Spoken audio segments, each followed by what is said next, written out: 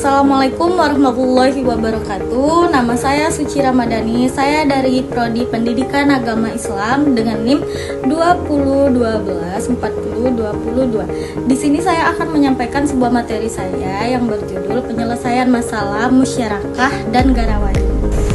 Baik, yang pertama ada musyarakah. Apa itu musyarakah? Musyarakah itu adalah keadaan ilmu faraid ketika beberapa ahli waris berbagi harta warisan karena adanya persamaan dan kedudukan dalam pembagian.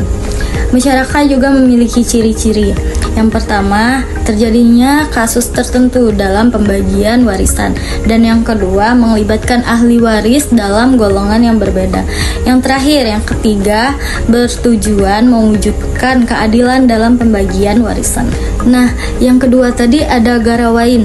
Al-garawain atau ummariyatain adalah dua kasus khusus dalam pembagian harta warisan yang diputuskan oleh Umar bin Khattab.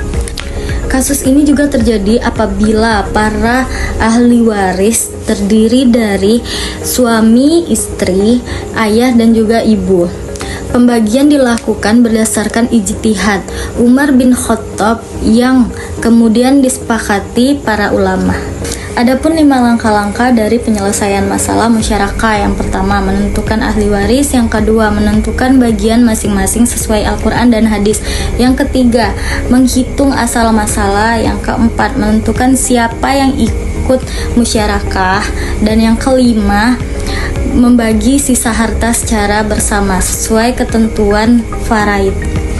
Kasus pertama dari penyelesaian garawain. Yang pertama, ahli warisnya. Ahli warisnya suami, ibu, dan ayah. Pembagiannya suami 1/2, ibu 1/3, dan ayah sisa. Kasus kedua, ahli waris istri, ibu, dan ayah. Pembagiannya istri 1/4, ibu 1/3, ayah sisa. Perbedaan antara musyarakah dan garawain. Musyarakah garawain terjadi karena adanya pernyataan saudara sekandung dengan saudara seibu. Terjadi pada kasus ayah, ibu, dan juga suami atau istri. Bertujuan memberi keadilan kepada ahli waris tertentu berdasarkan ijtihad Umar bin Khattab. Kesimpulannya, musyarakah merupakan kasus khusus dalam ilmu faraid yang melibatkan pembagian bersama antara saudara sekandung dan saudara seibu dalam kondisi tertentu. Dan garawain adalah dua kasus istimewa yang menetapkan ibu memperoleh 1/3 dari sisa harta, bukan 1/3 dari seluruh harta. Dan kasus yang kedua menunjukkan fleksibilitas hukum waris Islam mewujudkan keadilan.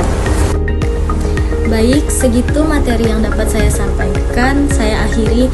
Wassalamualaikum warahmatullahi wabarakatuh.